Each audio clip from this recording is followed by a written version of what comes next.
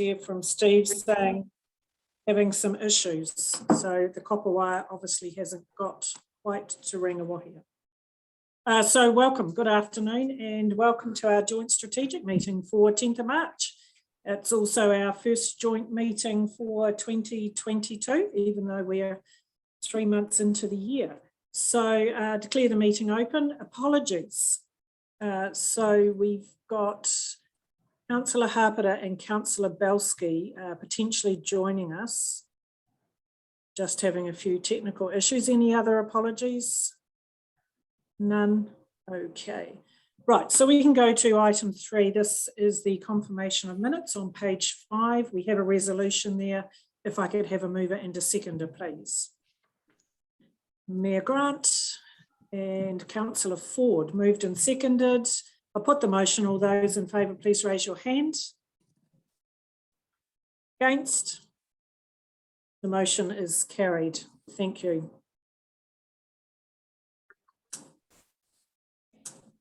Welcome, Councillor Hapera. Hi, Helen. Sorry, I was on another, so they sent us a different meeting, so sorry about that. That's all right, easy done in the current climate. I will be an early departure, so I have to go before 2 o'clock. Sorry about that. Thank you. So we're up to item 4, declaration of interest. So are there any topics on our agenda today that elected members need to declare a potential conflict with? And if I don't see you with your hand up, please just speak up. No, looks like we don't have any, so that's great. We have no late notification of late items, no presentations, so we can go straight into the officer's report. We're on 7.1, we're on page 10, and this is the summary report. This is the regional quarterly economic monitor, the update, annual incomes report, and quarterly retail. So always look forward to these reports. So I'm going to hand over to Peter and Stacey to take us through these, and thank you for the good work again. Thank you for that. Kia ora koutou, mayors and councillors. I'm just going to share the screen, and Stacey will start off the presentation. Okay, and if while the screen's being shared, if you do have a question, please just speak up, because I probably won't be able to see you. Thanks, Peter. Cool. Kia ora tātou, Madam Chair and councillors. So we've got quite a lot to get through today, so we'll get started. So as we know, in 2021, the regional economy performed very well. Our GDP was up 8.1% over the year versus 5.5% for New Zealand. We've still got very strong consumer and tourism spending in the region, which is great to see. Building consents in 2021 hit record levels as well, with 817 dwelling consents consented over that year, and very high values as well. Part of that was off the investment at Ohakia, which we just had a $75.5 million consent come in for that in December. So record commodity prices and sustained global demand for goods produced in the region continues and is strengthening still, and forecast to strengthen further over 2022 and even into 2023. As we're all hearing about currently, global and domestic inflationary pressures are also building, and we'll do a bit of a deep dive into that later in the presentation. I'll hand it back to you, Peter. Yeah, thank you. So yeah, just the latest GDP numbers, record for the 20-year time series that we have for from Infometrics.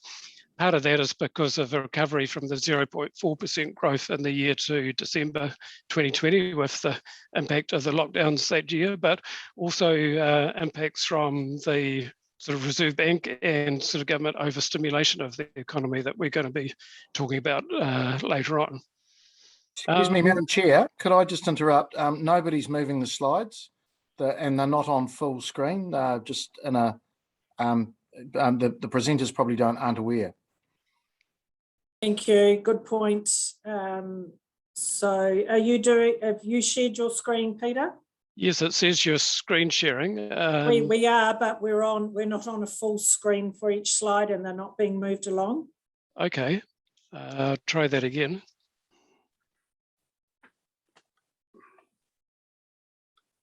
Oops, no. Sorry, just try that again.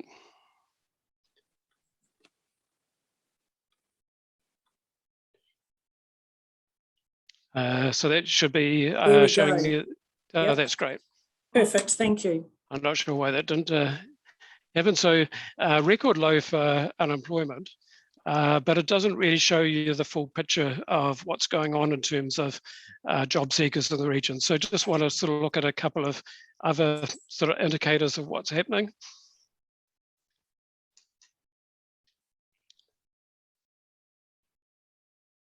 And now having trouble, there we go.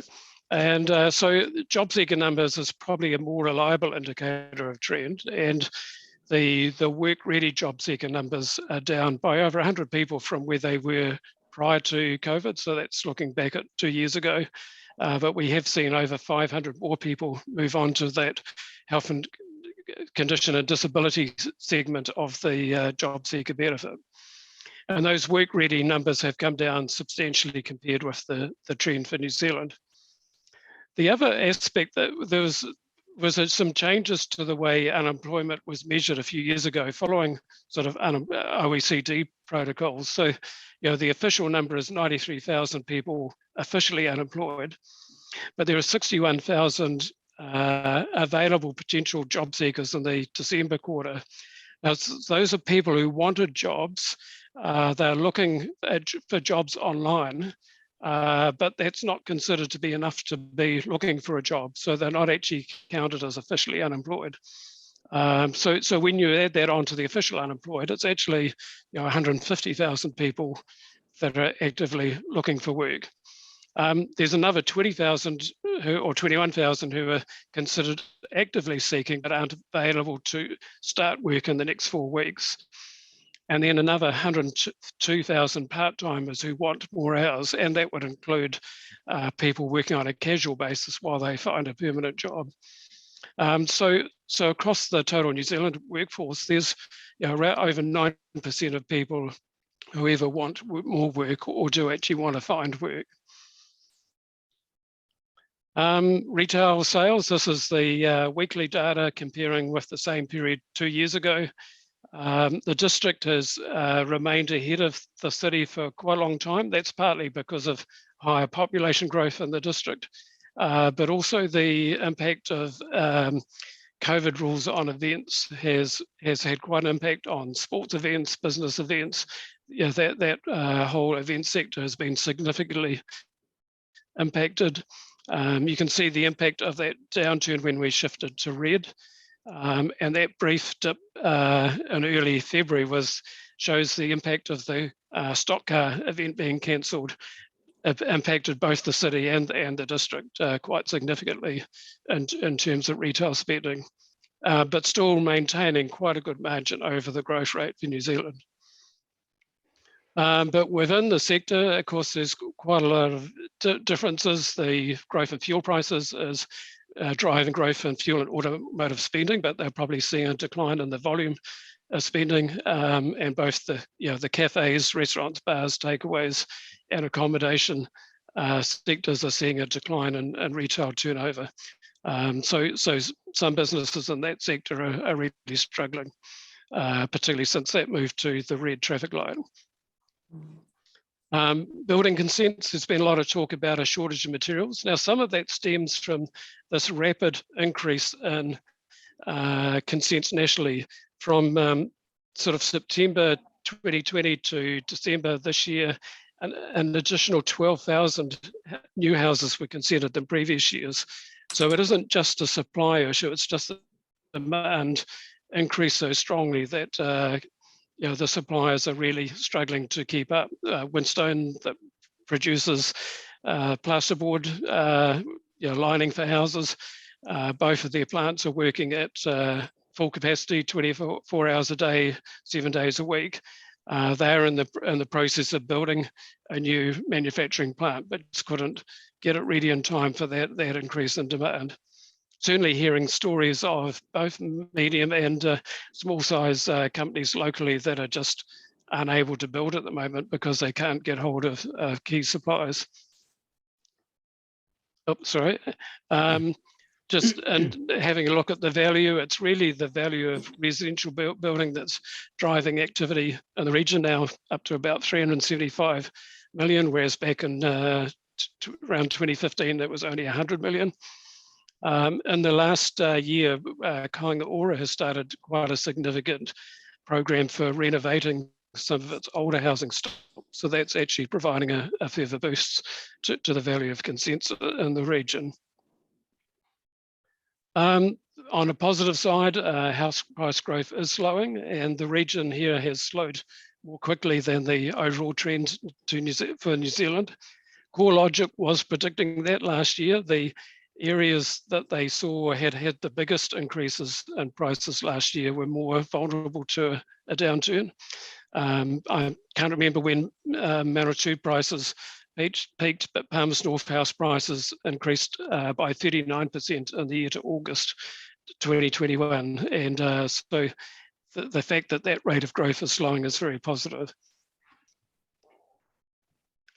And the bigger concern for the region is the really strong growth in rents. We're seeing sort of between 10 and 12% growth in annual rents.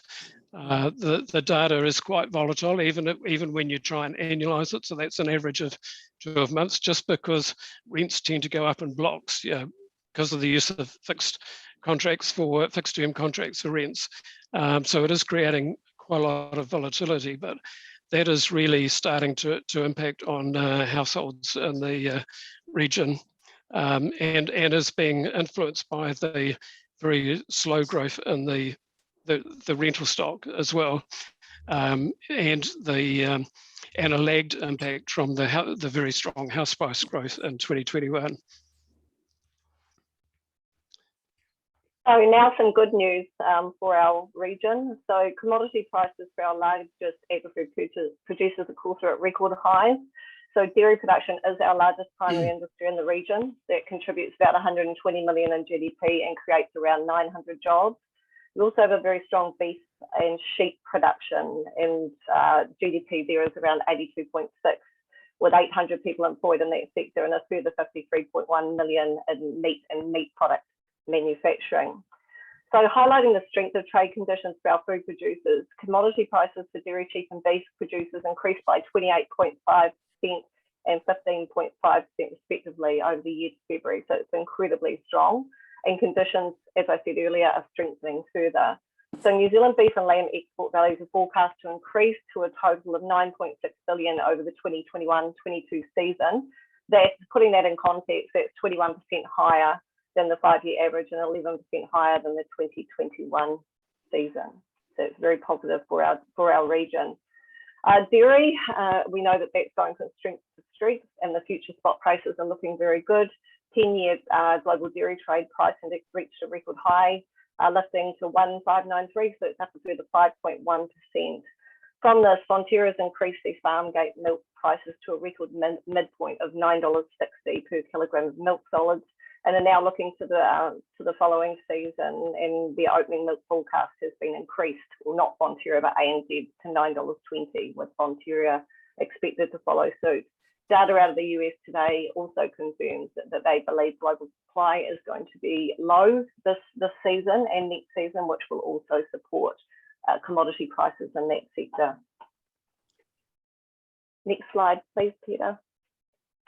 So this is an interesting one. Of course, it's hitting the headlines very much so at the moment. So inflation, household inflation over the year to December rose to 5.9%.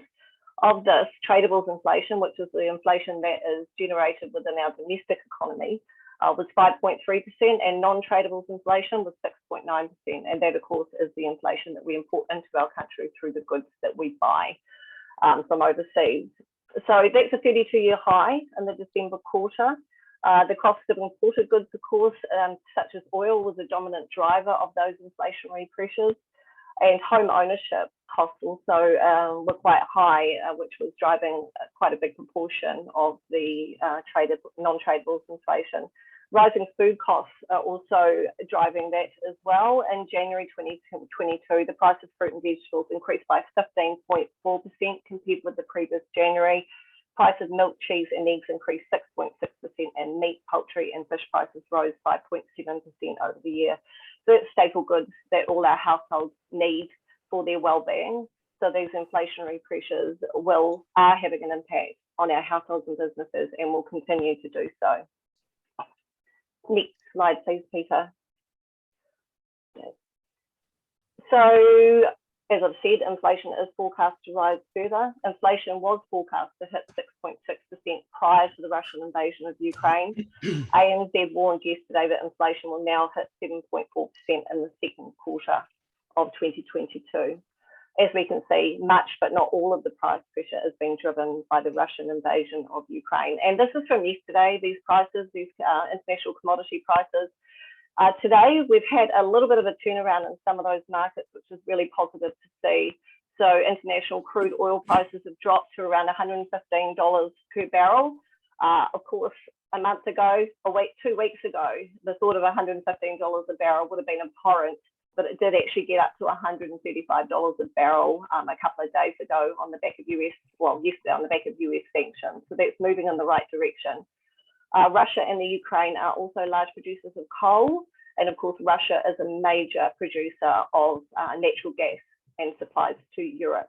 Those prices have also come back a little bit today, and that's really on the basis of US stating that they're going to increase their oil production, and also the Western economies really getting together and being quite definite about the fact that they are going to reduce their reliance on Russia and transition. So that's been pretty positive. Some of the impacts from what's happening over in Europe will impact on us, of course, with those fuel prices will flow through and increase prices for our households and businesses. We're also we also import about $13 million a year worth of fertilizers from Russia. They are large scale producers of fertilizers that we consume here. So that will also contribute to the 4.5% forecast of increasing on-farm costs. But we have some good news around that as well. The next slide, please, Peter. So this is inflation across industries over the year to December 2021. So the input price measures the price that these industry groups are paying for goods that they use in production, and the output price is the cost or the price that they receive for the final goods. So for sheep, beef, cattle and grain farming, which is one of our larger industries, their input prices increased by 8.2% over the year. But as you can see there, due to those large commodity price increases and really favourable export conditions, the price that they're actually charging for their outputs has increased by a much greater 23.2%. Situations are very similar within the dairy cattle farming sector. Meat and meat product manufacturing is actually the other way around. Input prices have increased more than the prices that they are receiving for their final goods. Petroleum and coal product manufacturing is very similar. Basic chemicals, that's risen very, very strongly over the year and will rise further due to what's happening overseas. Building construction up 7.4% with output prices increasing 10.9%. That's quite an interesting one too, because often it's the other way around. Builders actually don't push those costs on to the consumers, but that's happening more and more that we are seeing through the data. Getting quite strong price pressure in the heavy and civil engineering construction and construction services sector as well. Transport, postal and warehousing input prices increased by 10.5%, but the output price actually declined by 0.4%. So most of the inflation in that sector was within the rail, water, air and other transport industry, with road transport and post-courier support and warehouse services actually rising over that time. So that just reflects the basic supply demand due to circumstances due to COVID. We're not having a lot of that kind of transportation at present. The next slide, please, Peter. So what this means for wider economic conditions in New Zealand. So we know that we also do have constrained domestic supply chains within our own country, and this is likely to continue for a little bit longer, but we do believe that this is going to start to ease. It will last longer in terms of labour if the borders remain closed to international workers beyond October. There will also be some impacts there on our tourism sector. We've seen our domestic tourism really ramp up, not that it's taken the place of international, but having those borders open for New Zealanders to leave and visit other places before having the borders open to enable tourists to come into New Zealand is also likely to have an impact on tourism spending up until October, unless they do open them earlier. So those international factors that we've talked about are likely to continue to constrain those global supply chains and ramp up the cost of imported goods. The RBNZ, of course, will continue to raise interest rates. So presently, and these forecasts were put out prior to the Russian invasion, which is rather inflationary, they forecast that they would be raising interest rates to 3.4% by 2024. The question for them now is, will they raise them faster than currently signalled, and how effective are domestic interest rates at controlling imported inflation? Because no matter whether we dampen demand for those international goods in New Zealand, it's not going to affect that price pressure in any way. So the Reserve Bank will have to balance all those factors against each other, because the last thing we want to do is contract the economy to the point where we push it into recession. As it is, we are probably looking at a period of stagflation, which is higher inflation and lower growth, until some of these supply chain issues are resolved. So these rising interest rates, of course, will impact on the ability of Kiwis, families, households, businesses to buy what they need in a time of rapidly rising costs. So it is quite significant in terms of our economic outlook going forward, although we will talk shortly about some of the areas where we have a bit more protection than many other parts of New Zealand. So those as always, low to middle income households and highly indebted businesses and households will be impacted the most by these factors. Do you move on, please, Peter? So as I was just saying, there are a number of factors that will support the economic performance of the region over 2022. We have a substantial and expanding public sector activity and employment that substantially increases our resilience, because those incomes are protected from demand and supply side pressures, more so than service sector, for example. We also have large investments flowing into the region due to the upgrades at Ohakia and Linton, and we also have a consolidation of defence force activities here and the relocation, of course, of Ohakia, from Whenuapai, the number 5 squadron, to Ohakia. Record levels of public and private investment, $8 billion, as we know, until 2035, which is record highs. As already discussed, record commodity prices, and all the forecasts globally is for those demand for goods produced in our region to hold up over the coming 2 years.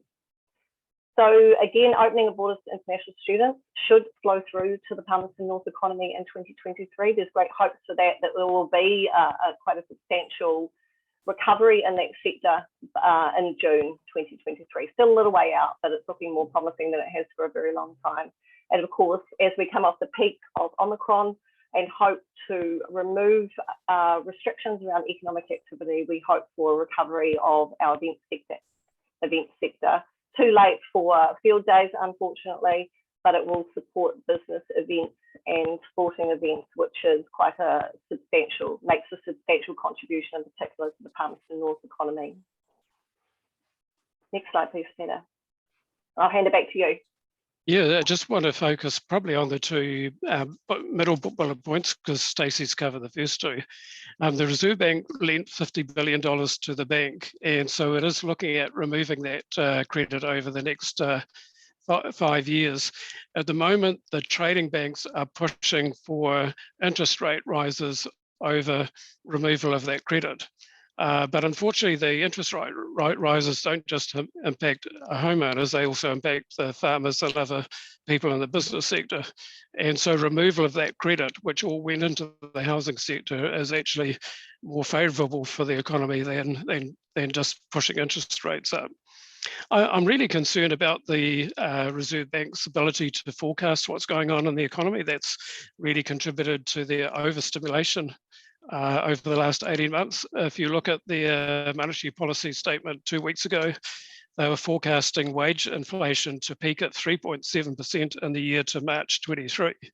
But on the 1st of April this year, the minimum wage is going up by 5.9%. Wage setting tends to lag inflation, so the unions look at what the latest inflation rate is and expect that to be passed on to wage increases. So it just seems inconceivable that unions are going to accept wage increases less than half the rate of increase in inflation over the next year. And the reason that's important is the Reserve Bank was hoping that this was going to be transitory, oil prices would settle down, and everything would settle back to normal. But I just don't think they really have a good handle of what's happening in the economy. The other concern was the monetary policy statement focused very much on house prices, but they aren't actually, house prices aren't measured in the consumer price index. The cost of building new houses is measured and contributes 9%, and rents contribute a further 10%. And it's rents where we're seeing the increase in inflation. So that's going to put more pressure on that CPI increase over the next year. So that's really us finished.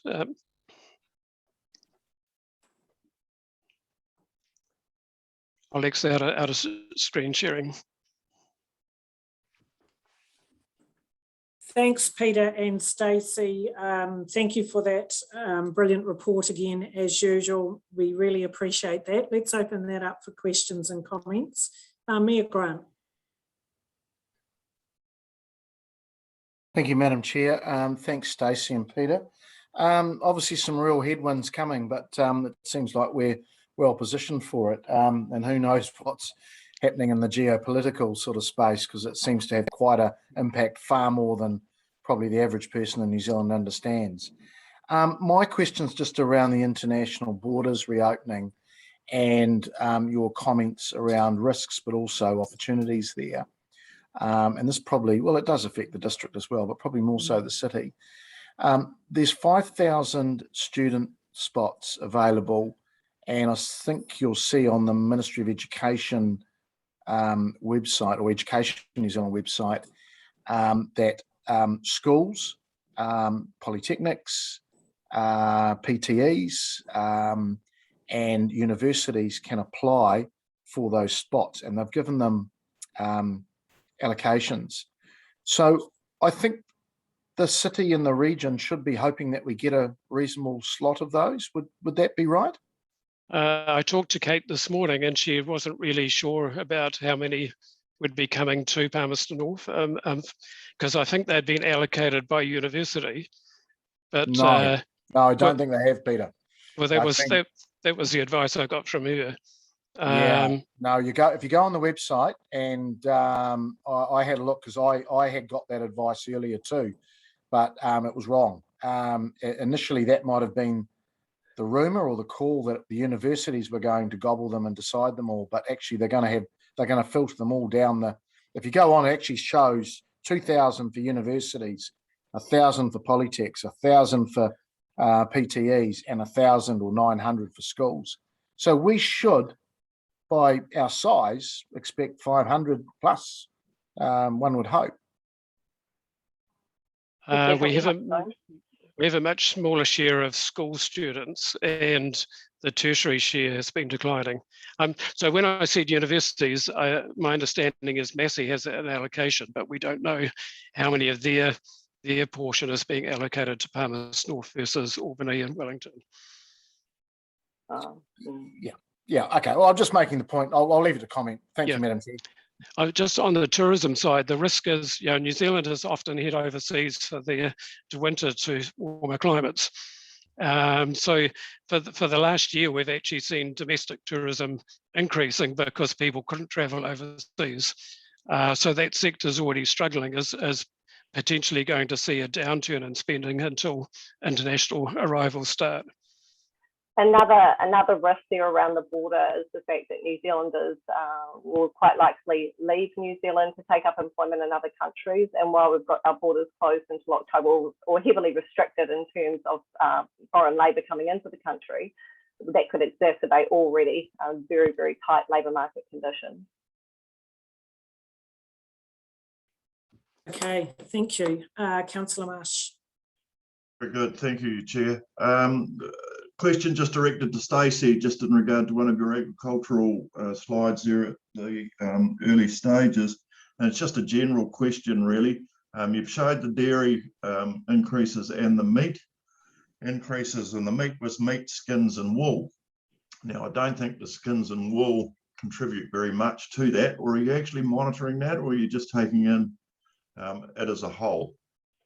That is the ANZ price commodity data, so they do present it like this, but we do look at other sources to gauge the increases in the meat sector specifically. So that was the data I gave verbally around the increases in that sector. So that was expecting increase by 28.5% for dairy and 15.5% for beef and lamb over the year to February. So yeah, we sort of have to complement it with commentary because we don't have access to just the series on red meat, unfortunately. I think about 12 months ago, we were actually throwing our pelts out and we were a waste product. Yeah, it's not looking good in terms of the wool's just the same. It's just very good. Thank you, Councillor Hadfield. I think wool will have its day. I think we should just continue living in hope because, you know, it's clearly a natural fibre it's got great potential. We've just got to unlock it somehow. Now, look, thanks, Your Worship. Mayor Grant sort of covered off my initial query around international education. And, you know, look, anecdotally, I've read that New Zealand's actually lost a lot of ground to Australia in this area. So that's one point. The other point, or second point, we are very fortunate that we've got a very strong primary sector economy underpinning the Manawatu district and the city or the region as a whole.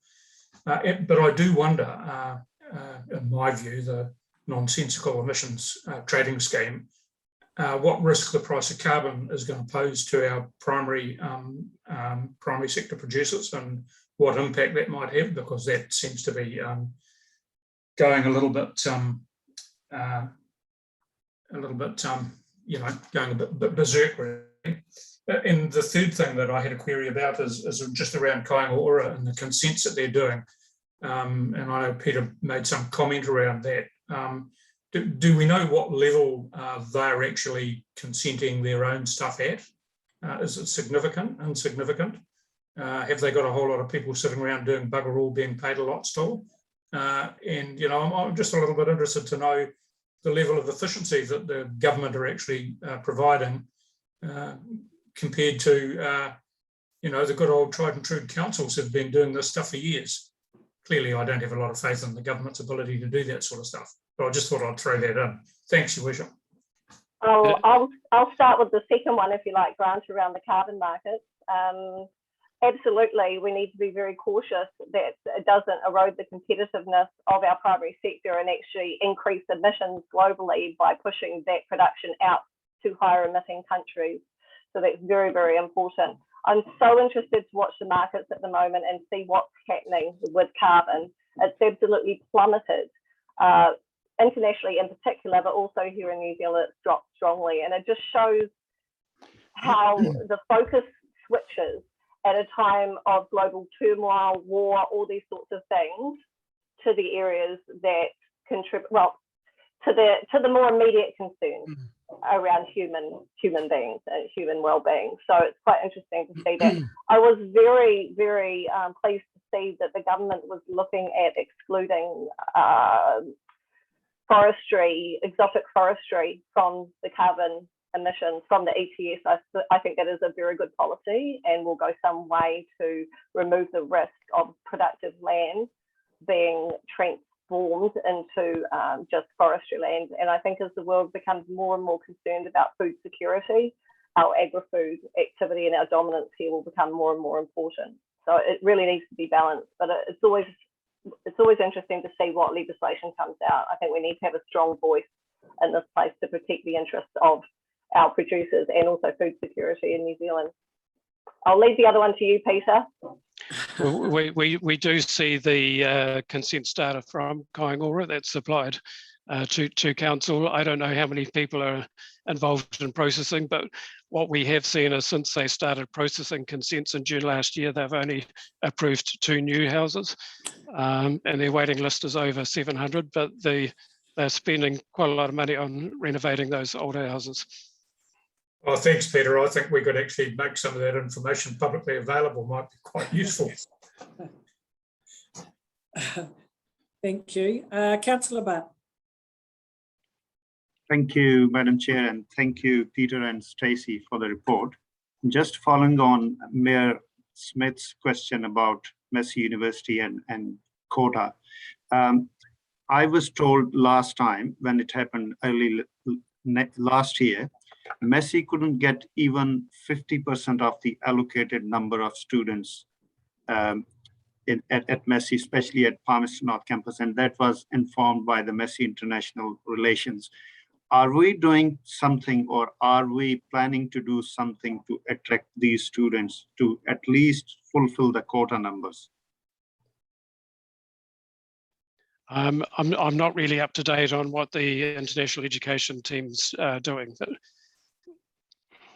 Yeah, Zulfikar, there's a report coming to the Economic Development Committee next week, which is an update on the international education and international relations team. So there is an international education strategy, which is led by the International Education Leadership Group. So we're certainly we've got a new staff member in that role. She's come up to speed, but we are certainly connecting regularly with the institutions via the International Education Leadership Group, and there'll be some more details provided next week as part of that update. So, great, thank you, Madam Chair.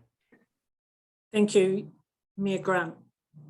Oh, look, just to because I sort of dabble in this international space, just to answer Councillor Butt's question, it's a big yes. We are. Great, thank you. Are there any other further questions or comments on that report? Councillor Belsky.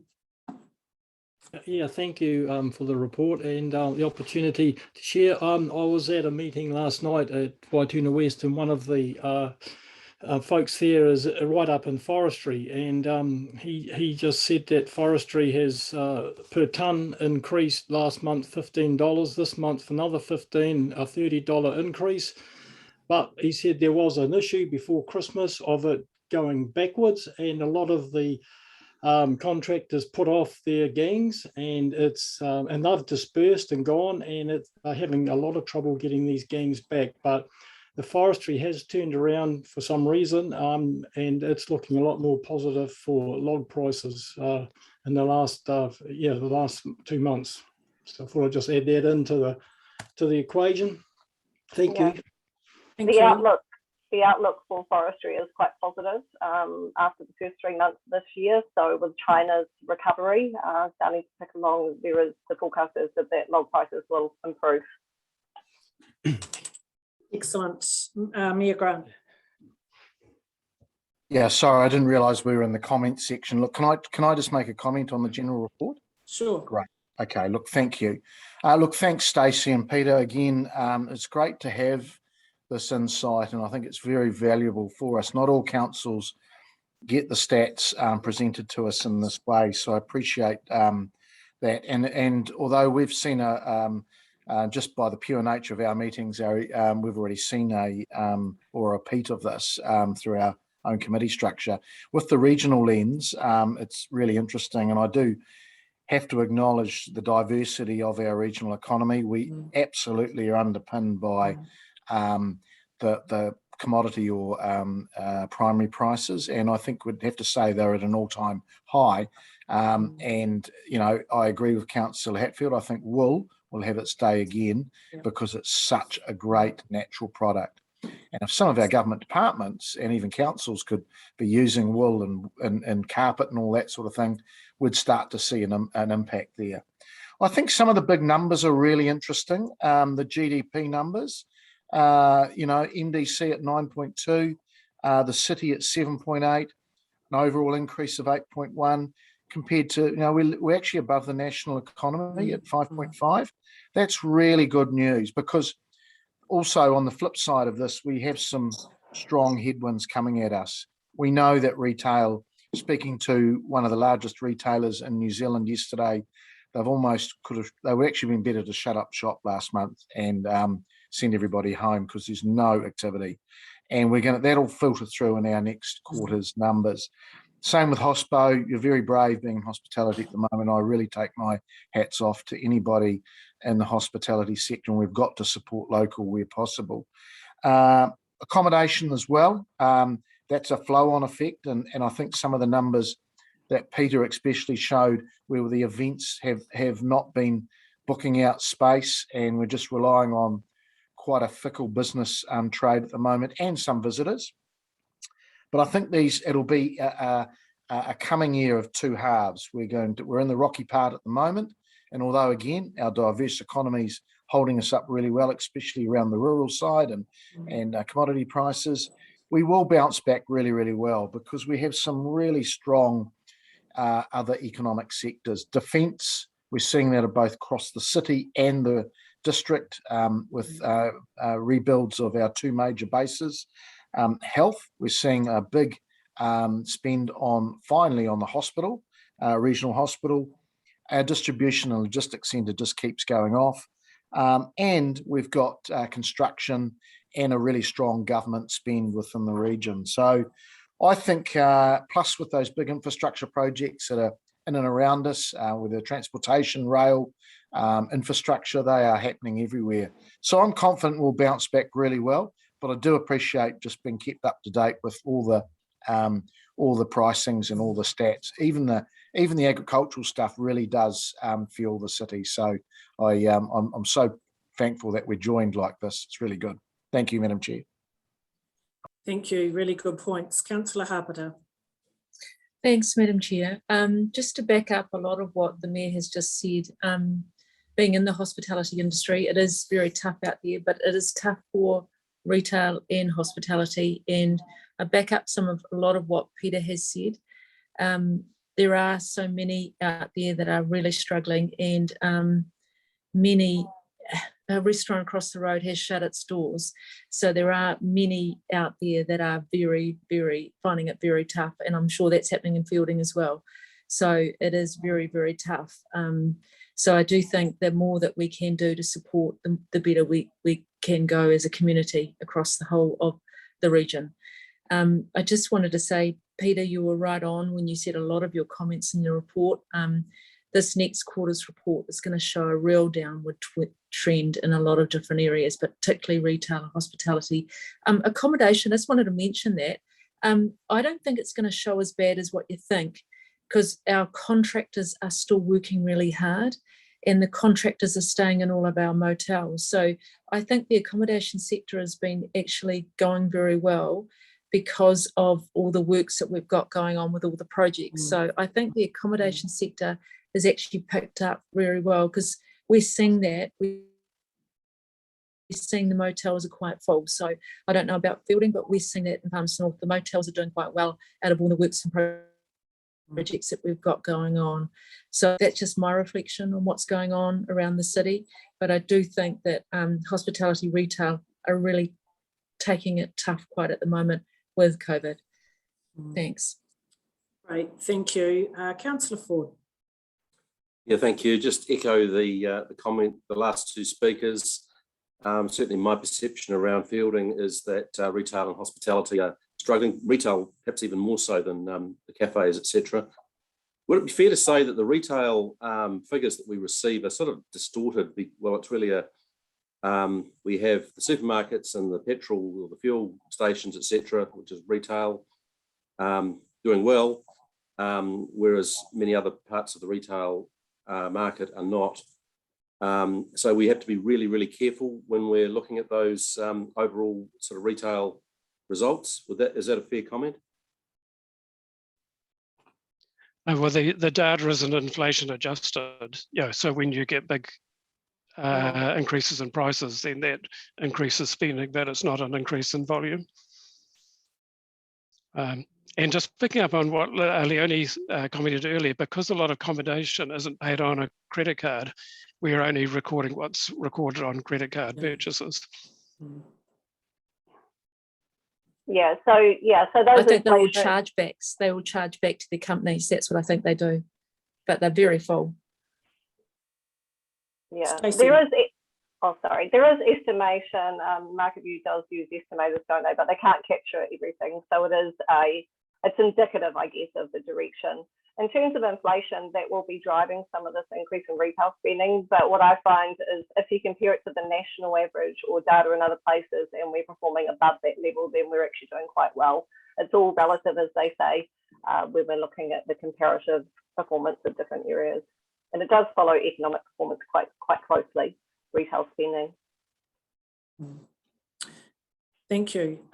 Great discussion, great report. Thank you so much, Peter and Stacey. I echo Grant's comments, having the resources that we have in both of you and the ability to bring that information to us on a regular basis, but also in between. I know Grant will be the same, calling on figures and facts as we go about our jobs as well is really, really useful to have that current information. So I thank you for that. We've got a recommendation on page 10. If I could have a mover and a seconder for that, please. Mayor Grant and Councillor Harpiter. So we have a mover and a seconder. I'll put the motion. All those in favour, please raise your hands. Thank you. Against? That motion is carried. Thank you. Thank you so much for that information. Okay, so moving on, we go to 7.2. We're on page 46. This is CEDA's half-yearly report to the 31st of December. And welcome on board the CEDA team. I see Bobby there, Jerry, welcome. And Janet, I see you there as well. And yeah, there's around the screen, I saw another one there. So thank you for joining us today. Lynn and David, do you want to introduce this report and then pass it to CEDA, or would you be happy to go straight to CEDA? I don't think there's anything specific to add, so that's not covered in the short cover memo, so happy to go straight to CEDA. Thank you. So Jerry, Bobby, I'll hand it over to you and your team. Kia ora, and thank you, Madam Chair, Mayor Grant and the councillors. I just want to say, firstly, that it's interesting times to be delivering our, well, what's my as chair, the first, the SOI in our half-yearly report, and particularly in a time when the economy is changing so quickly from one week to the next. So, yeah, it's interesting as you reflect, but also looking forward. Look, I'm not going to say much. I'll leave that to Jerry and his team, and they're the ones who are in the thick of it and got their feet in the mud, so to speak. But I did want to say that this is a new chapter for CEDA. We're welcoming Jerry as a new CEO, and I just want to say it's a real pleasure working with Jerry, and I'm really enjoying that so far. And of course, we've got our new additional board members. So it is a new chapter, and as we look forward, we've got a strong management team, and look, we've got a great leadership engagement, and I know that the whole team of CEDA are enjoying that. Look, we've shown that we've got the diversity and the ability to change quickly at CEDA. No matter what rocks get thrown at us or the environment or the economy, we can adjust quickly. And I think because overall we play a long game, and so while we are aware of what's going on at a macro level, we don't lose sight of the big picture. 2022-23 for me is actually all about engagement and about building relationships as we drive forward. We've shown it as a region, as we've just heard, the strong GDP and the increase. And again, I will be really interested to see what that first quarter looks like for this financial year, January to March, as it does change almost week by week. And we've talked about the strength and the diversity of our economy and how, overall, I think we'll ride through it really well, but there will be some individual industries, as we've talked about, and individual players that are going to really hurt. And it's our job to also be there and support them as much as we can. We've talked about, you've talked about the retail, the accommodation, the hospitality, so I'm not going to go over that again. I'm going to hand straight over to Jerry and let the team deliver the report. So thank you. Thanks, Bobby. Jerry, and welcome, warm welcome to you. This is your first meeting for the Joint Council, so welcome. Thank you, Kia ora, Madam Chair, Mayor Grant and councillors, and thank you for the opportunity to present to the Joint Strategic Planning Committee for the first time since I started in January. It's been great getting out there and meeting the stakeholders, and Mayor Grant, you'll be pleased to know I've been helping the local economy one flat white at a time. So it's been great to get out there and, see people. I just also wanted to say, Stacey and Peter, I was over at Venture Taranaki yesterday, and they are extraordinarily jealous of the level of service that we receive from you guys in our region. They have a data analyst who does a bit of their work, but they would absolutely love to have the resources we have in you two. So thanks for all the work you do for us. So I just want to briefly refer to the half-yearly report to the 31st of December 2021 to highlight progress to date, and then happy to take questions.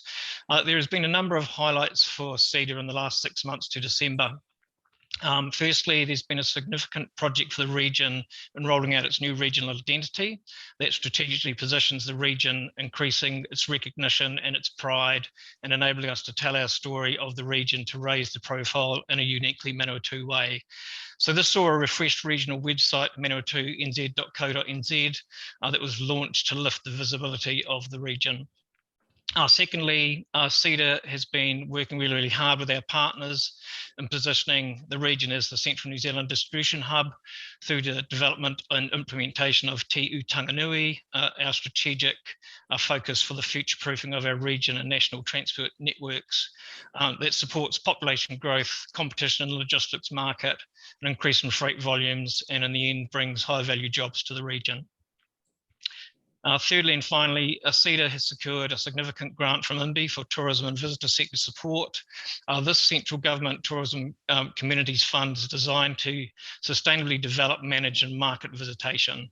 To secure the funding, CEDA developed and submitted a comprehensive investment plan to IMBI outlining how we'd utilise the funding. And that's been a really great success, and Janet did a great job in that space.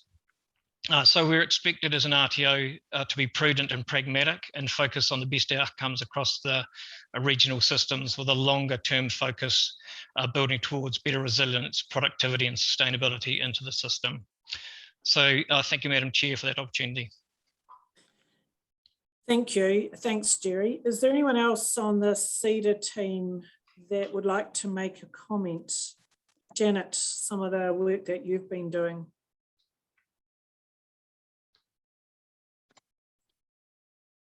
Kia ora, thanks, Mayor Helen. No, I guess I just tautoko what Jerry has covered. It's been a pretty fantastic start to the year in terms of achieving our major objectives, and there's been, I guess, a couple of big grunty things we've managed to get across the line. The regional identity is one of them, but also our work in terms of our iwi partnerships, particularly with Rangatane or Manawatu, which I think is helping to establish a really good framework going forward for our other iwi potential partners in the district as well. Excellent. Okay, thank you. So let's open the report to questions and comments. I've got a couple. The regional identity, fantastic to get that one across the line and see it out there. It's probably more an operational question, but are there any guidelines, have any guidelines been given to both partner councils about how we use, how and when we use the regional identity? Yeah, it's a really good question, and I guess the answer is twofold. So we do have a deck of the regional identity brand guidelines that we've shared with our counterparts within both councils, but what we're actually working on with the designer at the moment is I guess templates and real life examples of how to leverage the identity across both councils' work as well, to show how they partner and talk to each other. So you should see some of that coming this month. Oh, that's great. I've been thinking that, you know, given all the work and effort we've put into it, it would be great to have it a bit more visible out there. So yeah, that's absolutely great. My other question is that CEDA's done some good work by the look of the highlights in the report around the Māori tourism and the economic Māori business. Are you able just to flesh that out a little bit more about what does that look like in relation to those topics specific to iwi? Yeah, sure. So I guess with the Māori tourism, this was part of our destination management plan, I guess key objectives that were identified, and that understanding iwi aspirations in the tourism space and then helping, I guess, realise those aspirations or facilitate driving them forward. So Rangatane were really keen to, I guess, develop and look into this space. So we co-developed the Rangatani or Manawatu multi-tourism strategy, and we've been able to accelerate implementation of that through the MB Fund, as well as, I guess, through further partnership work such as Te Orangi Fund, which we've managed to secure funding for another project. So I guess that's also created a conduit for a lot of our other work in terms of better relationships with iwi and getting some of their expertise and input, which has been invaluable. And then I guess in terms of the Māori economy, so we co-developed a report on that in partnership with PNCC, MDC, and as well as Massey University. So that's something we'll be doing, I think, annually. Jackie, correct me if I'm wrong, but that was the first one of its kind, and was really well received, actually, I think, to look at the Māori economy. Thank you. I'll follow up with that because we may have had a copy sent to us, but I probably missed it. Keen to have a look at that. And have those two pieces of work enabled you to open up dialogue outside of Rangatani with some of our other iwi? Yeah, definitely a good note, because you know, we have had some challenges with Vokawa and Kowhata in terms of, no, I wouldn't say the willingness, but in terms of where they're at in their journey, whether they're ready for our support or engagement. So it's been quite good to have a bit of a test case with Rangatani on what's possible, and how we can support, facilitate and connect. So the door's open, and our Māori liaison manager, Hayden Portaka, has been working closely with the iwi in the district to, I guess, keep that olive branch there and keep the conversation warm. Excellent. And if I may add to that, Madam Chair, we had a meeting just today with Rangatani o Manawatu in relation to a number of things, which included the work that Janet's been talking about, as well as a number of things around growing a pipeline for people in work. Also, we've re-engaged with the Manawatu Māori Business Network, which has been very, very positive, and I think that's going to help bring a lot of things to fruition in that space. And we've also speed dated Lynn up with the food strategy to have some input into the Māori consultation alongside Francine in that space. So that's all working very well at the moment.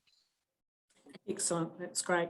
And sorry, just to add to that, we have had Dennis Emery input into some of our recent strategies and work, and we're connecting Francine Winetti with our iwi partners for the food strategy as well. So it's sort of an ongoing process.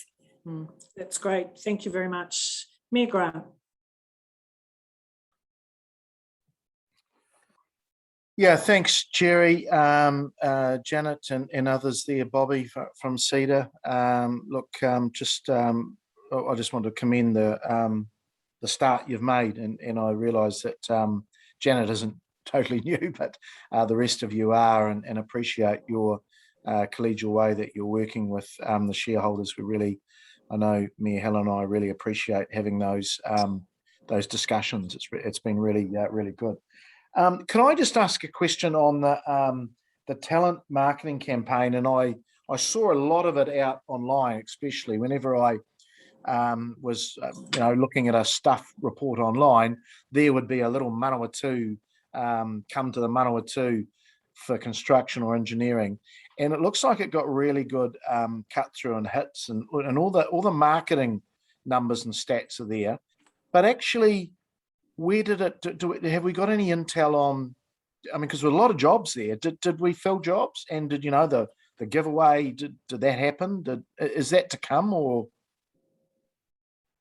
So the giveaway is, I think, as I understand it, wrapping up this week or next. But in terms of the actual jobs and things, we did have a recruitment partner involved in the campaign. So we're just working with them to try and track and understand those leads. And I think what it's done, we're still seeing, now that the campaign's finished, we're still seeing really high traffic volumes to that dedicated hub. So I think there's going to be a bit of a long-term measure applied to this, and we're looking at potentially reactivating it again, because this is a huge problem that we have as a region and as a sector, and I mean nationally as well.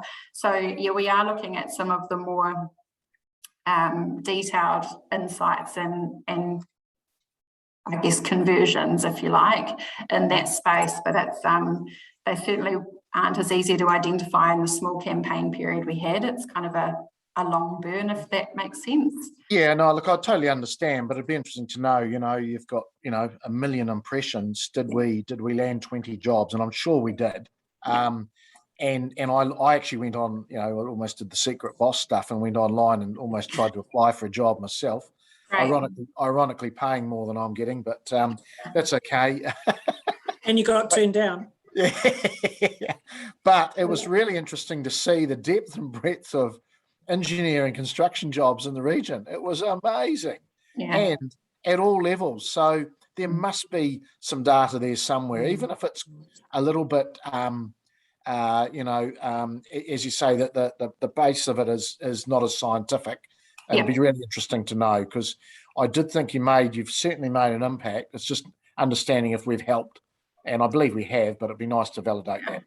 Yeah, definitely. And that's something we'll definitely come back to you on. And I think the other point to note is I think we've inadvertently helped some other companies who went out on their own and maybe came from a national point of view, because that conversation was really strong online, and the engagement on the website, they spent an unusually high amount of time digging around all of that information. But at the same time, there's been so many national companies and even some more, I guess, regional ones going out with their own targeted marketing. So we may have helped convert, which is great. It just means it's hard to measure. Yeah, and I agree. Sorry, Jerry. No, I think sorry, Mayor Grant, I was just going to say another unintended consequence that you won't be able to pick up in there is people like influencers, parents, and so who see the jobs being strong and then channel their children to go and do trades or whatever that relates to those jobs. So I think there's going to be some unintended consequences that we can't pick up that will be also upstream beneficial. Yeah, and just on, this talent issue isn't going to go away, and I suppose we're all fishing in a relatively small pond, and I include New Zealand in that.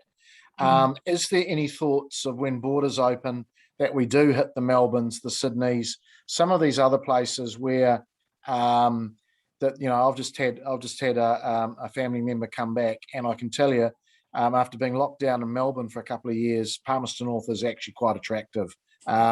So those sorts of things, I think we'd be surprised. There will be a flow going the other way, but there may be some coming back as well. Certainly for some of the money and the lifestyle I saw on those jobs was actually quite attractive.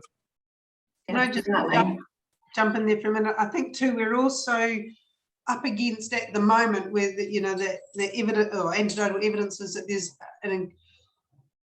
an increased level of interest in jobs like nursing and police and those sort of government funded ones, where coming off the back of, or in the middle of COVID still, where I guess the younger generation is seeing those as safer and more secure, less chances of, when people have been in lockdown, they're still guaranteed their incomes and their jobs, as against private enterprise, which is a bit harder and I think a little bit stressful, people trying to work out that sort of thing. So we have got that to compete with at the moment as well.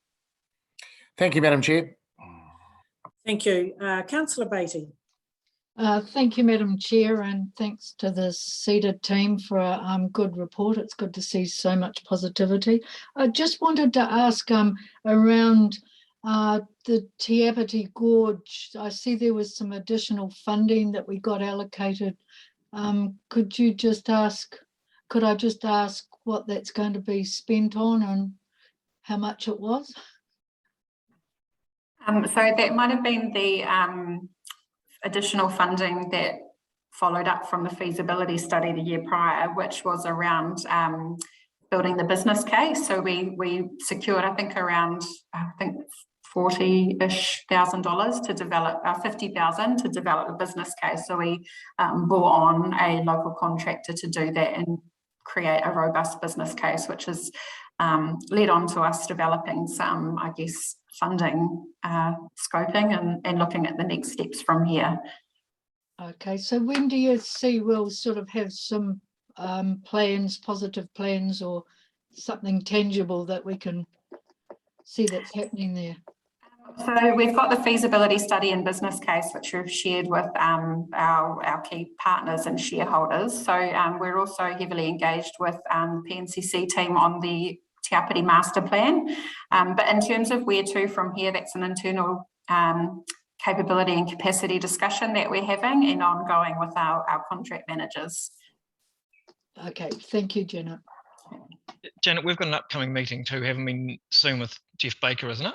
It's next week actually to discuss this very topic. Yeah, thank you. Great. Great. Okay, any further questions or comments? Councillor Belsky.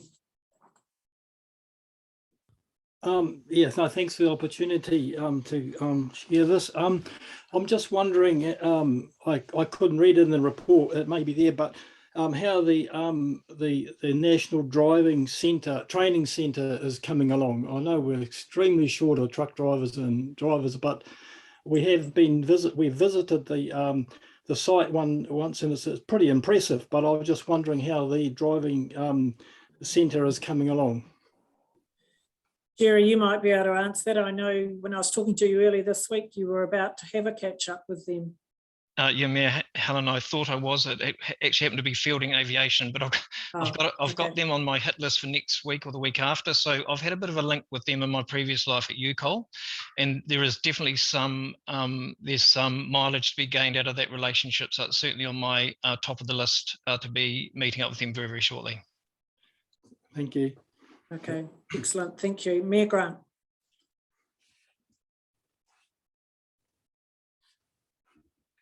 Just need to unmute. Yeah, sorry, just unmuting. Apologies there. Look, I just to finalise a wrap up of comments. I think it's really important that we understand what CEDA does and can do.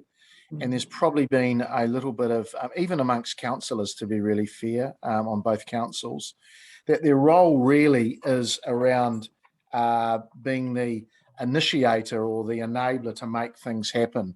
And it's around those pillars of business retention. So it was really good to see, I think on page 57 or 56, where there was 283 businesses supported. And that's good in these difficult times. Also, 32 businesses were assisted with research grants or basically money to make the business go faster. And the tourism and visitor activity, I think Janet explained that really well, and new smart regional identity developed, but also starting to get a few runs on the board with government funding, which we've never seen before. We were a desert before, and now we're starting to have a few little oases pop up, which is great. And the attraction of new business, that's really hard, and it's a long burn. CEDA have actually always been pretty good in that space, but they don't get the kudos because it can take sometimes 2 years. Mayor Helen and I know we've been courting some fairly big players, and we haven't quite, they've taken the bait, but we haven't quite landed them on the boat yet.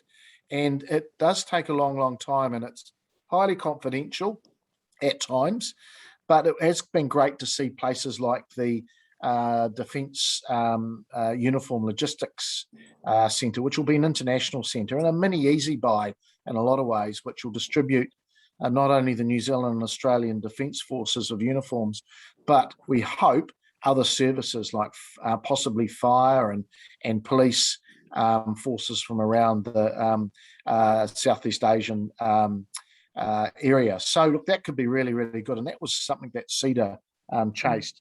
Also, a couple of the strategies that they're working on, and again, less is best in this space, so we do a really good job of it.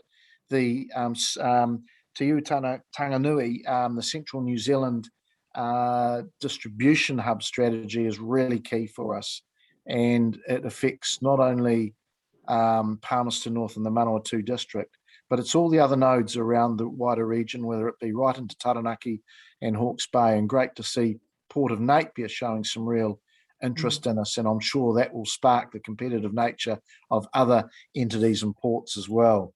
But also the food strategy, and I think that comes home to wanting to be one of the top food or agri-food centres in the world. And I believe we've got all the ingredients from that from the farm gate to the plate, but also other forestry. I do think that will come back again, and you know, those that are a bit longer in the tooth than I can probably remember that Fielding had more money in its banks in the 1950s than Queen Street, Auckland, and it was because of the wall clip and long those days have long gone, but we will see something come back because it's such a great natural fibre and product.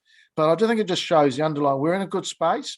We've got a few headwinds coming, but I do think we're pretty well set up to front them. And I just acknowledge the hard work of the CEDA team. So thank you for your report. Excellent, thank you. So on that, Grant, would you like to move the recommendation on page 46? Thank Absolutely. you. I'm happy to second it. I'll put the motion. All those in favour, please raise your hand. Thank you. Against? That motion is carried. So thank you to the team at CEDA. So moving on to the next item, which with CEDA is the draft statement of intent. So we've got that document there. Lynn, David, is there anything you wish to highlight there? Just reminding the committee, I guess, that the statement of expectations were confirmed at the December meeting last year, and they've been provided to CEDA to inform this statement of intent process. The statement of expectations approved in December was largely a rollover of the previous statement of expectations, which were adjusted based on some changes that were made in that previous financial year. And certainly as in that previous financial year, there was an emphasis placed on the food strategy and that distribution hub as two key strategic focuses for CEDA, and obviously that's part of the current statement of expectations as well. So nothing more than that in terms of a reminder. And I guess also just as a reminder, you know, this is the draft statement of intent in response to the statement of expectations. There's an opportunity for the committee to talk. Discuss, provide any feedback. We can record that and put that in writing for CEDA, and then the final statement of intent will come back before the end of the financial year. Thank you. Lynn, anything you want to add?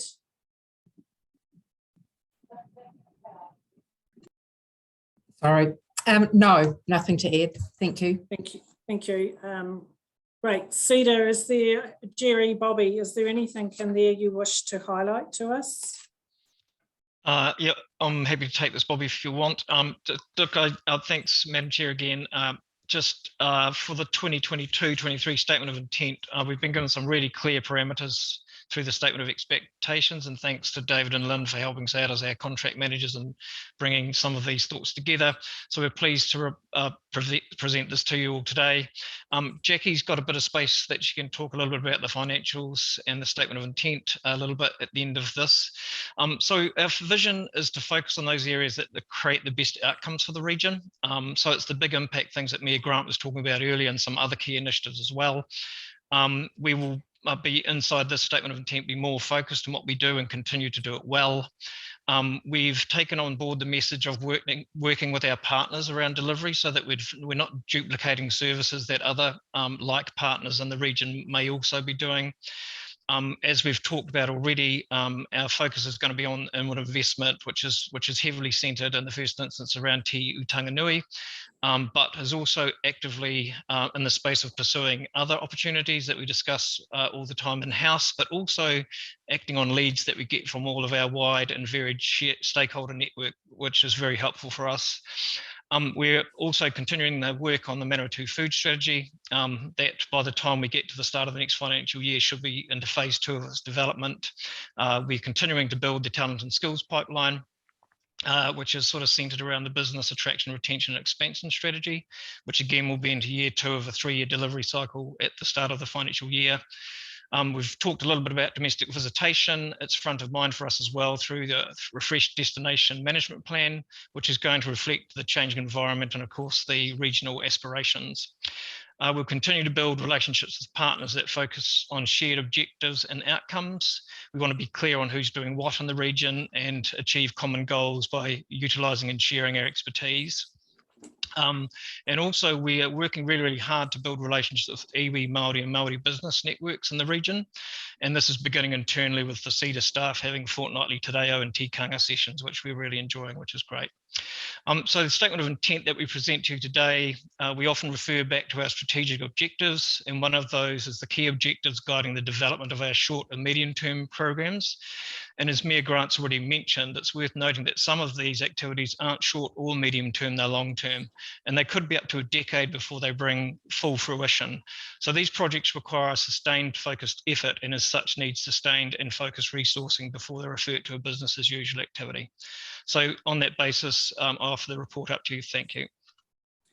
Excellent, thank you. Let's open it up for questions and comments from the team.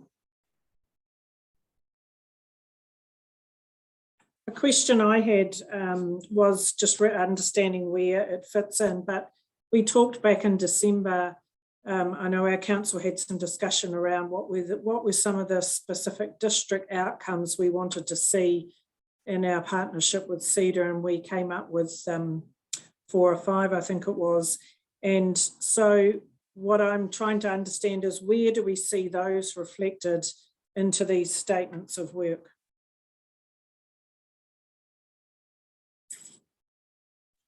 So my view on that, Mayor Helen, is they are reflected across the statement of intent in the separate pillars. So they may not be extrapolated out specifically related to the letter of expectation we got, but we've certainly got those 4 or 5 key points that I know were raised through the Manawatu District Council, for example, in the centre of what we do. I think where the rubber's going to hit the road is with the engagement directly with our shareholder council members. So for instance, next week, Deputy Mayor Michael's invited me across to the Economic Development Forum, and we're doing a similar one later in the week with the Palmerston North City Council. So I think there'll be the occasions to, and of course the relationships with our contract managers, to bring those things to the fore.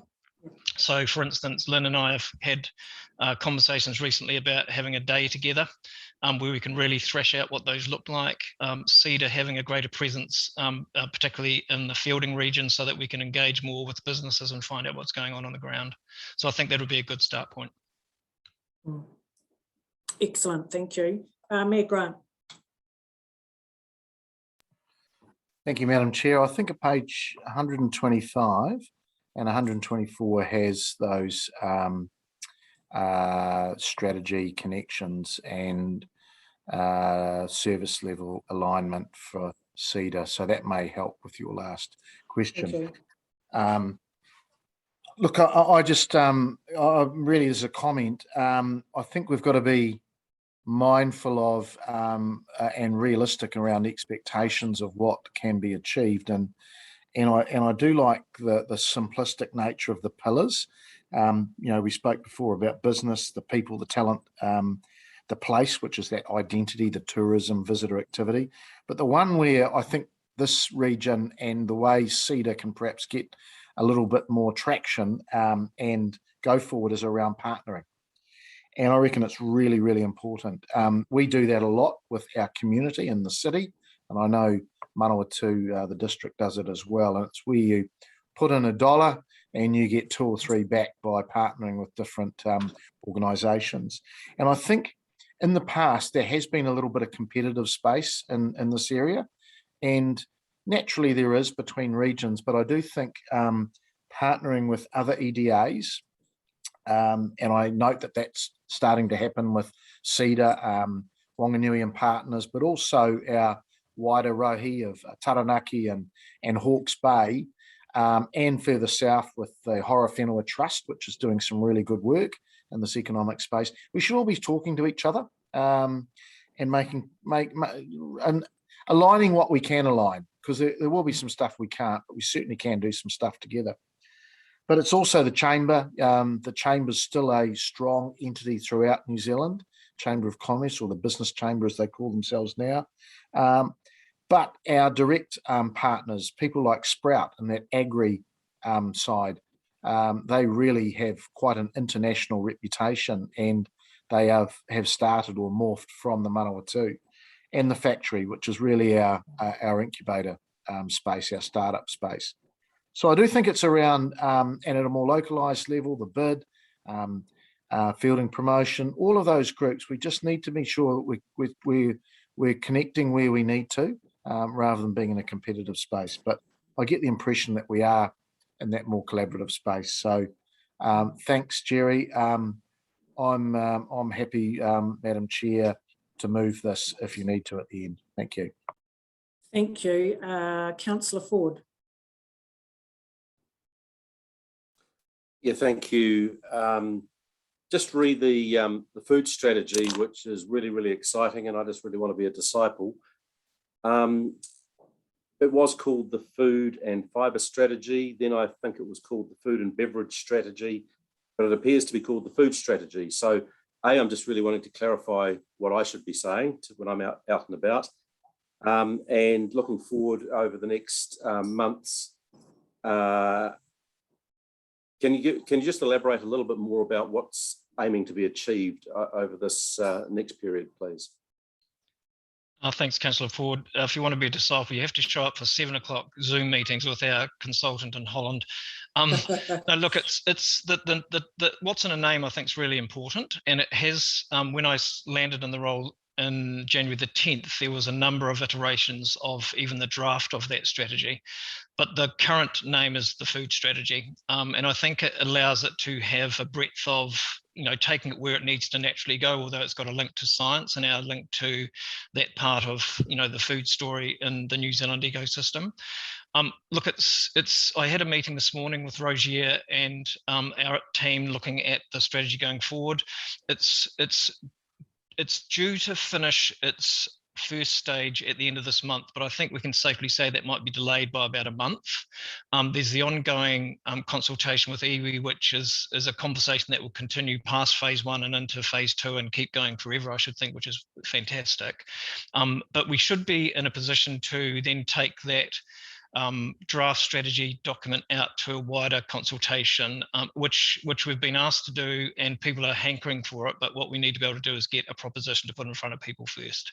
So we're very, very hopeful that by the end of April, we'll have something very, very concrete to put in front of the lead team, the 2 shareholders, and to the wider stakeholder group. Thank you, Jerry. Thank you. Jackie, did you want to make a comment in relation to the financial performance before we go to the recommendation? That would be great. Kia ora koutou. So the draft statement of intent for 22-23 provides for CEDA to operate on a balanced budget for the coming 3 years. And this is with either very small deficit or surpluses forecast for those years. As you're all aware, in previous years, we've operated on quite significant losses, especially over the past 3 years. And that's been in order to increase our activity around those 4 projects that we've all been discussing today. And also to reduce the working capital that CEDA did have on hand. At one stage, we had quite a significant amount that had been brought over from previous. So as a result of this move to a balanced budget, though, we have had to take into consideration, those areas where we continue to keep a key focus in response to the statement of expectations. And so obviously these going forward continue to be in the investment space, especially through the distribution hub, the food strategy, and also in building that talent and skills pipeline to support those sectors. And business attraction, retention, expansion, obviously another key area of focus for us going forward. Fringe activities, so those that result in maybe a lesser return on investment have had to be considered quite carefully to ensure the most cost-effective method of delivery.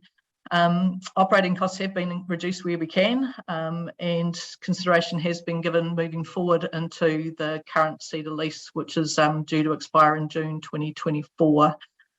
We continue to investigate diversified funding options to ensure opportunities for government and commercial investment into collaborative projects. And it is worth noting that MB, it's the Reset Recovery funding, and the regional event funding totaling around $720,000 has been included in the 22-23 budget. That's me, thank you. Thank you, thanks Jackie. Is there any comments in relation to the financial performance? Mayor Grant.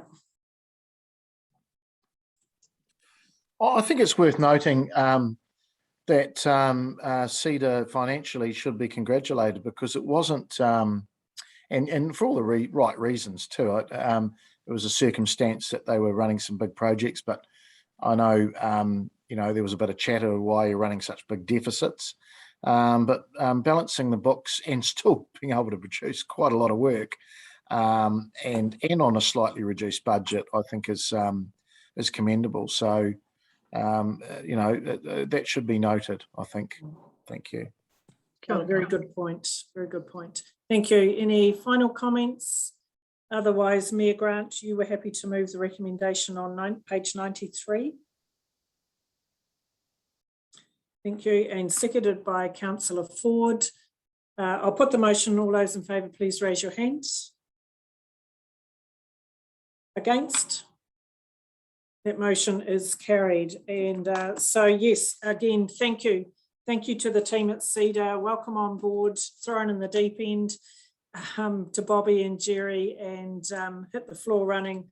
And it is pretty exciting. And yep, and I think the point that Grant made is that we're all in this together, and we need to use the resources that we collectively have to get the most out of some of these key projects. So well done.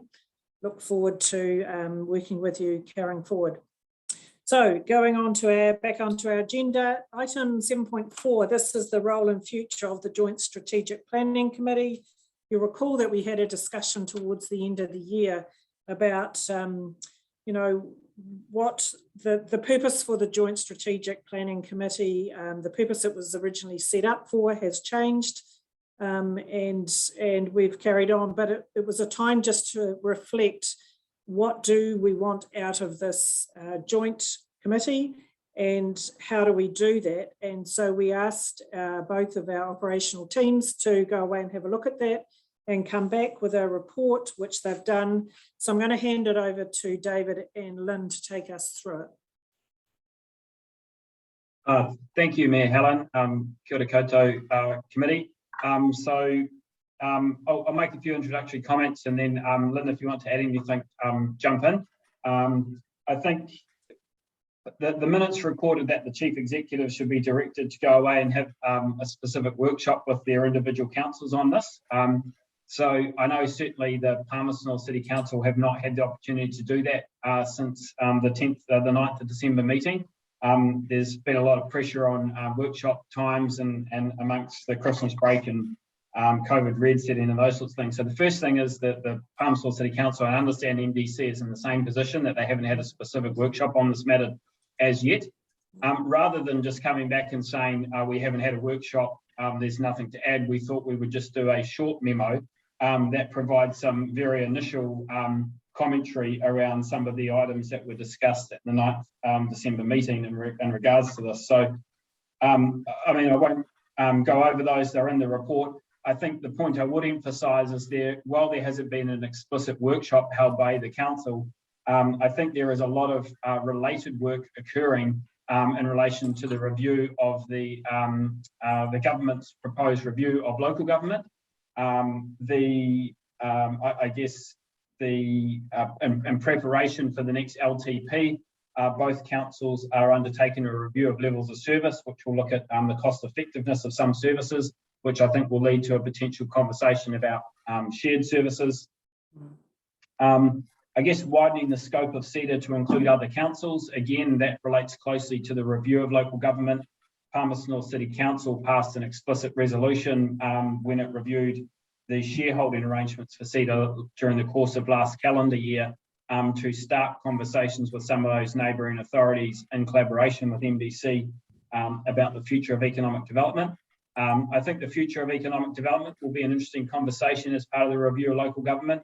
In my view, it will actually become a much, it's already a strong pillar of local work, but I think if you think about those activities that may leave local government, economic development, I think, is going to become critical in terms of the role those other agencies like Three Waters and the regional planning function will play. In terms of Accelerate 25, we've said that the Joint Strategic Planning Committee may benefit from hearing from Accelerate 25, but there is really good collaboration occurring between CEDA and Accelerate 25, with CEDA taking the lead on Palmerston North and Manawatu opportunities, with A25 support where appropriate. We have a inward investment opportunity in a couple of weeks where we're working in that way. It's led by CEDA. A25 will be there to talk about the regional connections and partnerships. I think considering the centre or centering the role of the committee around the wellbeings would require careful consideration that may well have a significant overlap with the role of other committees. So I guess in summary, I think these are really important conversations to have, but both councils haven't had those as yet. And equally, I think in the lead up to the election and after the election, it's good to have a sense of what the role of this committee may be in the future, and encourage, once both councils have had that conversation, maybe in the remainder of this calendar year before the election, a workshop is scheduled after one of the upcoming Joint Strategic Planning Committee meetings. So that's all for me for the time being. Lynn, I don't know whether there's anything you want to add. No, nothing other than, being a new officer of council, it has been, it's taken me a bit to actually understand what the role of the committee is. And so the discussion that will be had in the future will be interesting, I think. I just want to also say thank you to David for taking the lead on this report. Thanks, David. You. Yeah, thank you to you both. And I think, Lynn, having some fresh eyes come in and have a look at this and ask the questions that maybe we forget to ask from time to time because we're too deep in it is really useful for us. So let's go to questions, comments. Mayor Grant. Thank you, Madam Chair. Thanks, David. Thanks, Lynn. Look, I think this is really timely, but to certainly have this discussion and debate about this. The RMA changes are forcing councils, will force councils to have a more joined up regional plan. And I think we're somewhat ahead of the game here. And I do think there are opportunities for us because naturally Palmerston North City and Manawatu and a land planning environment should be quite linked. The city and the region should be. And I don't think it'd be too hard to have some sort of shared arrangement in that space. We already do it around pure building services. And I think there's an opportunity to actually involve other councils too in that, like a build central model where building services are fairly regular. Well, they're very regulated, let's be honest. And what gets built and mastered and outside the typography of the land should be quite similar to what gets built in Palmerston North or Fielding. So I think there's an opportunity there and to make that go a bit wider. The second thing is around the name of our committee, the Joint Strategic Planning Committee. Well, the planning side needs to be a bit more linked too. And again, the RMA is going to force us on that base. So why don't we get ahead of the plan and start to do some stuff together in that space as well. Then you could go, well, why not environmental services, animal control, dogs, enforcement? You know, there are some differences from rural living to city living, but actually we're the same people and we could do things together in that space. I do think Accelerate 25 should come and they should come and talk to us and we should invite them. Yeah. We don't need them at every meeting, but perhaps, you know, maybe a couple of times a year where they give us a progress update. And, you know, do we widen the scope to have Rangitikei or Horowhenua come and talk to us at times? I think in time there may be an opportunity, but possibly even widen the scope of the committee. But I think let's focus on what we've got here first, because I don't think we've made quite the level of shared service that we could have together. And it's not because we don't want to, it's just the creature of local government and legislation makes it quite hard. We may want to work together, but actually getting that over the line is sometimes quite difficult. But look, I think with the RMA, it's going to force us, and we're in a good position. Whereas City, a little bit like Christchurch City and Selwyn District, work together really well. Manawatu and Palmerston North City do as well, and I do think there's some room for more work. So I know the officers have been struggling, Madam Chair, to fit all this in, but I do think we need to say, right, we've got to do this within the next 3 to 6 months. Thank you. Thank you. Right, Deputy Mayor Alicia. Thank you, Madam Chair. I've got 2 questions. I guess one of my questions I just want to clarify for you, David. In terms of the next steps, the opportunity for the two individual councils to reflect on the committee this term, and I guess have a conversation around opportunities. That's quite clear around us doing that individually. Is the suggestion that that any formalised joint conversation would be after the election? Have I read that right?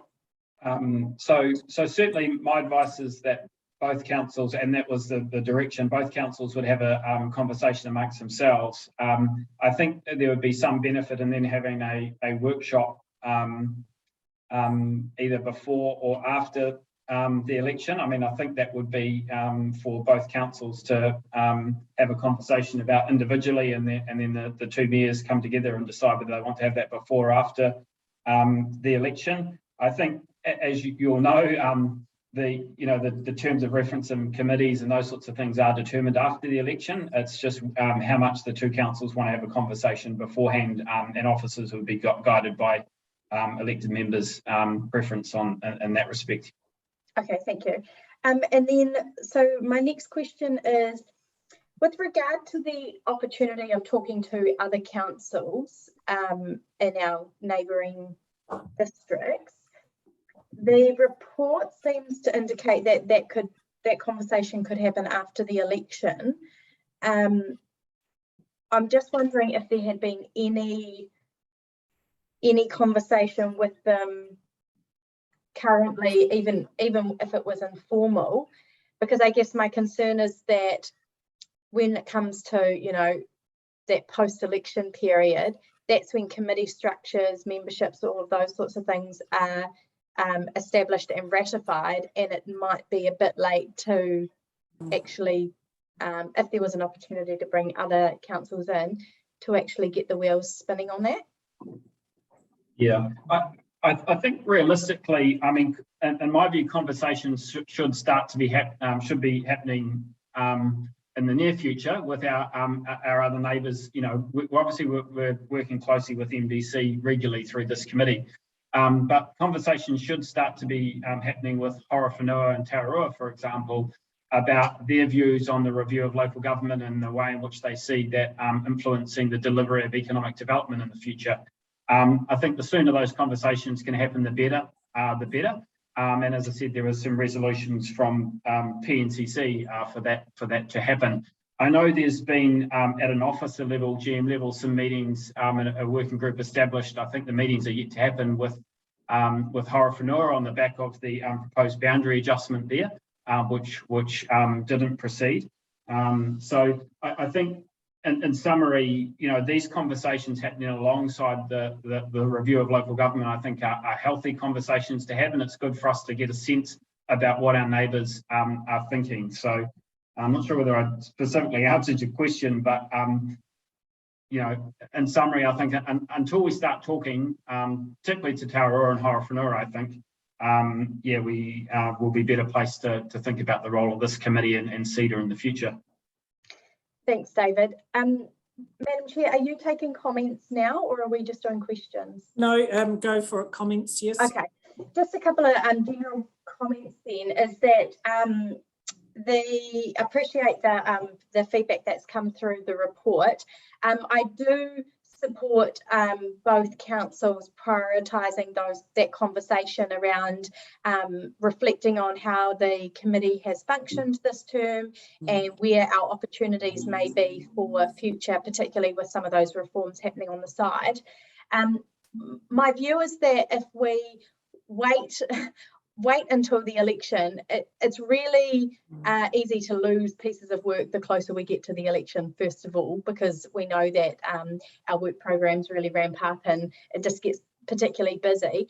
But there is a real risk if we wait until after the election around losing some of the collective insight of members who have participated both as a committee membership, but also elected members who have participated in this committee watching essentially and feeding into the workshops by either people not being re-elected or retirement. So we don't actually want to lose that insight when looking at what the future of this committee looks like and where our opportunities are. And I guess when I think about the opportunities of bringing in some of our neighbouring councils, I mean, the reality is that we may decide that actually we've got a really good thing going just with the two of us and we'll keep that going. But there could actually be some great opportunities to explore, particularly around economic development, but visitors to our wider region. And so I do think that it's worth exploring those. We don't really know what the appetite is from some of our neighbouring districts. So it's actually worth, you know, planting the seed with those conversations now. Ultimately, it'll be the future councils that will determine what their participation, if any, looks like. But I wouldn't want us to risk any opportunity by surprising people in November when, you know, mayors of other districts may already have really clear ideas around what's happening within their council and committee structures and those sorts of things. So I do think the sooner we can have these conversations, the better. Like I say, not preempting anything, nothing may change, but it's certainly worth having the conversation while we've got current people here, while we're still within the term. And even if these are progressed informally, then I think, yeah, we just need to move quickly around this and things can be put in place post the election. Thank you. I know that at mayoral level, both Grant and I are informally talking with our neighbours on some of these topics continually. But my understanding, correct me if I'm wrong, Lynn and David, the intention was to bring this to a workshop with each of the councils reasonably soon. Lynn? I'm not sure about reasonably soon, but I know that the CEs have been, the regional CEs have been discussing, you know, things, partnerships that we can do together. And I understand that there's been conversations about potential interest from other districts joining this. Yeah, when we might, as David said, when we might schedule in a time to workshop this is, you know, we need to find a space for it. Thank you. I think the message that you're hearing is that we'd sooner do it this side of the election to have that workshop and nut out so that there at least is some recommendations on the table for the new councils. Councillor Ford. Yeah, thank you. I basically agree with Mayor Smith, Deputy Mayor Rutherford and Mayor Warboys. I don't want to wait till after the election. I think we've got two very experienced councils with lots of experienced councillors who understand the sorts of issues we want to discuss. So I'm very keen that we slot in our individual council workshops as soon as possible and then have a joint one together where we can just have some really good, frank discussions with each other in a workshop setting. I probably think our initial focus is on how far we can go with ourselves, with Palmy and Manawatu district, but certainly be open to working with our neighbours as much as possible. And with various reforms and so on coming, I think the more that we can do and try and be in control of our own destiny as much as possible, the better. So if we're already well down the track in some areas, I think we'll be in a stronger position rather than being dealt to. Thank you. Mayor Grant. I like that from Michael about being dealt to. But look, controlling our own destiny, absolutely. And I do wonder, to the officers, do we need to put a resolution up, or do we just say, look, there's been a general consensus from the floor here, from the committee, that we would like this work to happen sooner rather than later? And as Deputy Mayor Ford said, there probably needs to be a workshop with each individual council, bring some things forward, then we have a joint one, and then you get a feel of what recommendations could go forward to the incoming councils. I think we've got that message. Yeah, thank you. Yeah, and my understanding is, talking with particularly our CE, those discussions have already started at an operational level, starting to be developed to come back to us. So I think the message is there. I'm seeing lots of nods on the screen. I'm not seeing any dissension against what we're talking about. So we'll take that as the way forward. There is a recommendation on page 142, excuse me, which I'm happy to move, that we receive this report. Do I have a seconder, please? Councillor Mayor Grant, thank you. I'll put the motion. All those, please raise your hand. Against? Thank you. That motion is carried.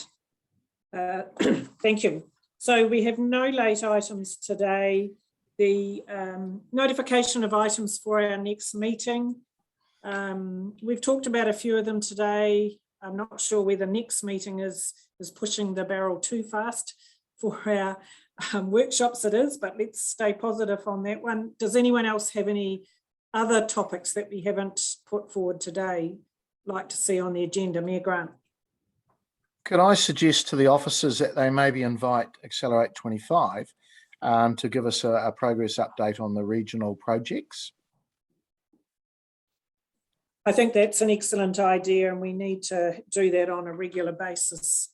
Could I also preempt, and I'm prepared to be shot down with this one, but Horowhenua Trust come and present to us as well. I think we'd be very impressed with the work they're doing, but also how it does connect into the wider Manawatu. So you're suggesting that we have them come just to give us what they do and why they do it, and some of the success which will help our thinking. Yes, exactly. Excellent. Okay, great. And there is an opportunity before we send these agendas out. We always send an email across to each council asking for any additional items. Deputy Mayor Alicia. Thank you, Madam Chair. About a year and a half ago, we had an item come through this committee to look at some shared library services in Ashurst, but actually across the region as well, to see if there were any other opportunities. We haven't had an update as to where that's gone or what happened with that. Are we able to get an update for the next, even if it's just a written update, but for the next? Thank you. Yeah, that's a good point. We've lost track of that one. So let's put that back on the agenda as well. Thank you. Right, so moving into public excluded, and I'm happy to move that the public be excluded from the following parts of the proceedings of this meeting, namely the confirmation of minutes. So I have a seconder, Councillor Marsh. I'll put the motion. All those in favour, please raise their hand. Against? That motion is carried. Thank you.